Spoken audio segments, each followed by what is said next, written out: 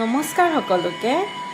এইবাৰ 15 এপ্ৰিল এক বহাগ পৰি আছে বুধবাৰৰ দিনটো, আৰু আমি যিহেতু গণেশ ভগৱানৰ আশীৰ্বাদ লৈ সদায় আগবাঢ়োঁ, চাওকচোন এইবাৰৰ দিনটো বুধবাৰে পৰি আছে। তো নৱবৰ্ষৰ এই দিনটোত আমি কিছুমান ৰেমেডিজ কৰি আগবাঢ়িব পাৰোঁ, যাতে আমাৰ জীৱনৰ বাধা বিঘিনিবিলাক কম হয়।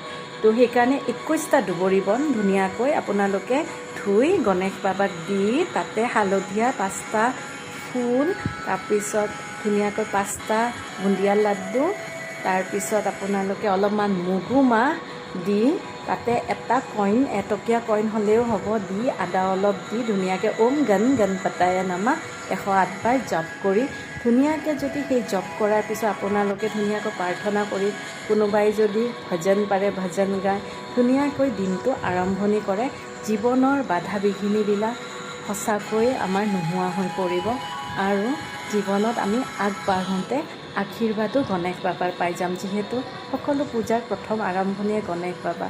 তো সেইকাৰণে গণেশ বাবাৰ দিনেই হয় সেইদিনা। তো আপোনালোকে সেইখিনি ৰেমেডিজ কৰিব পাৰে। ধন্যবাদ।